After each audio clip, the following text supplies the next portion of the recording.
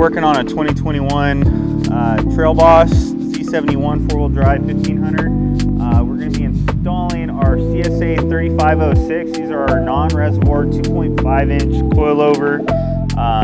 They're for a four-wheel drive. We have the longer snout, so it clears the CV axle, provides 3 inches of lift.